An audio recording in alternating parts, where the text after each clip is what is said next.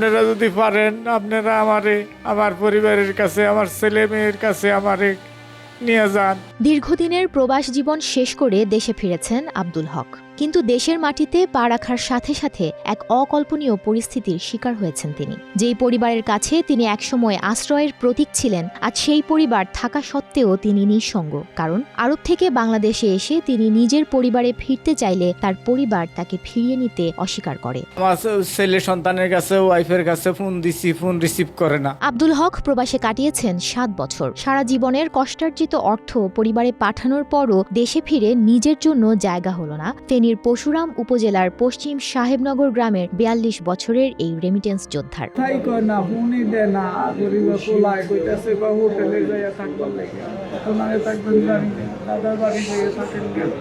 সোমবার সন্ধ্যায় ফ্লাই দুবাইয়ের একটি ফ্লাইটে সৌদি আরব থেকে দেশে ফেরেন আব্দুল হক। দীর্ঘদিন অসুস্থতায় জর্জরিত এই প্রবাসী বিমানবন্দরে স্ত্রী সন্তানের অপেক্ষায় ছিলেন, কিন্তু তাদের না দেখতে পেয়ে হতাশ হয়ে এয়ারপোর্ট আর্মড পুলিশ ব্যাটালিয়নের কাছে সাহায্য চান। সৌদি আরবে ডায়াবেটিস বাইরে গেছিল গা, প্রেশার বাইরে গেছিল গা, মাথা ঘুরাই ফিরে গেছিলাম গা, নাকে মুখে রক্ত বাইরেছে, চোখে আমার এখন রক্ত। এপিবিএন অফিস থেকে তার পরিবারের সঙ্গে যোগাযোগ করা হলে তাদের প্রতিক্রিয়া ছিল খুবই অমানবিক। তারা সাফ জানিয়ে দেন আব্দুল হকের দায়িত্ব নেয়ার মতো কেউ নেই পরিবারে, এমনকি তাকে ফিরিয়ে নেয়ার জন্য কেউ বিমানবন্দরে আসতে রাজি হয়নি। এই অমানবিক পরিস্থিতিতে এপিবিএন কর্মকর্তারা আব্দুল হককে ব্র্যাক মাইগ্রেশন প্রোগ্রামের কাছে হস্তান্তর করেন।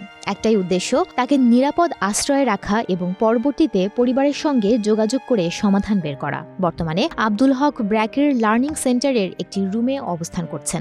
আমি বিদেশ করলাম ওদের জন্য, বিদেশে গেছি ওদের জন্য। 7 বছরে আমি 30 লক্ষ টাকা পাঠাইছি। 2017 সালে সৌদি আরবে হাউস ড্রাইভারের কাজ নিয়ে পাড়ি জমান আব্দুল হক তার জীবনের সমস্ত উপার্জন তিনি স্ত্রী সন্তানদের কাছে পাঠিয়েছেন, কিন্তু সৌদি আরবে শেষ 1 বছরে অসুস্থতার কারণে কাজ করতে পারেননি। ফলে উপার্জনও বন্ধ হয়ে যায়, আর সেখান থেকে শুরু হয় সম্পর্কের অবনতি। অভিমানের কারণেই দীর্ঘ 1 বছর ধরে তিনি পরিবারের সঙ্গে কোনো যোগাযোগ করেননি। কিন্তু দেশে ফিরে নিজেই যখন পরিবারের কাছে পৌঁছানোর চেষ্টা করলেন, তখন সেই পরিবারই তার থেকে মুখ ফিরিয়ে নিল।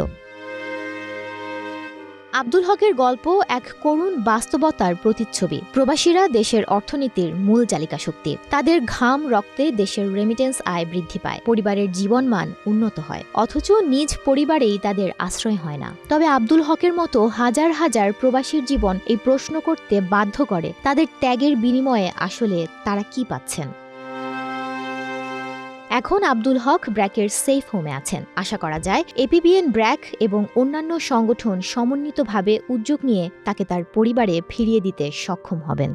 তুমি আমার বিশ্বাস করো না, তুমি একা একা তোমার নামে জমি কিনো, তোমার নামে ঘর করছো, এই কষ্টটাই মনে হয় সে আমার সাথে এখন আর থাকতে চায় না।